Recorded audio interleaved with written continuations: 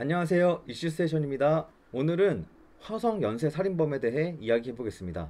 화성 연쇄 살인 사건은 86년부터 91년까지 5년 동안 화성에서 발생한 10건의 살인 사건입니다. 피해자들이 모두 부녀자였고 성폭행의 살인까지 그 수법이 잔혹했다고 합니다.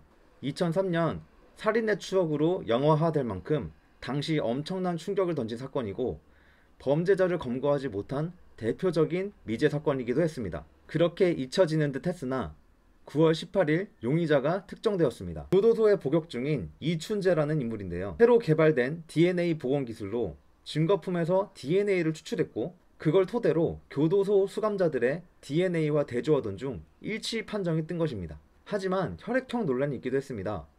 당시 밝혀낸 범죄자의 혈액형은 B형이지만 이춘재는 O형이라 아닐 수도 있다는 것이었는데요. DNA가 일치하는데 혈액형이 다른 건 극히 드문 경우고 86년 당시에는 혈액형 검사 수준이 매우 낮아 오류가 있었을 가능성도 높다고 합니다. 이춘재는 94년 처제 성폭행 살인사건으로 무기징역을 선고받고 부산교도소에 수감 중입니다. 교도소 관계자에 의하면 20년간 단 한 번도 문제 행동을 하지 않은 대표적인 모범수였다고 합니다.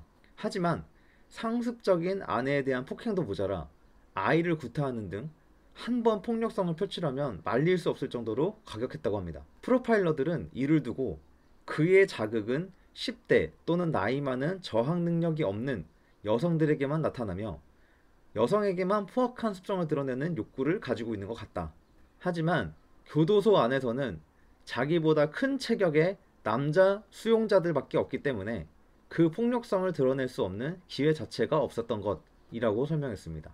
용의자가 특정되고 그 결과가 거의 확정적이라 30년 만에 범인을 잡을 수 있게 되었다는 기대가 있지만 공소시효가 이미 만료된 사건들이라 아쉬움도 큽니다.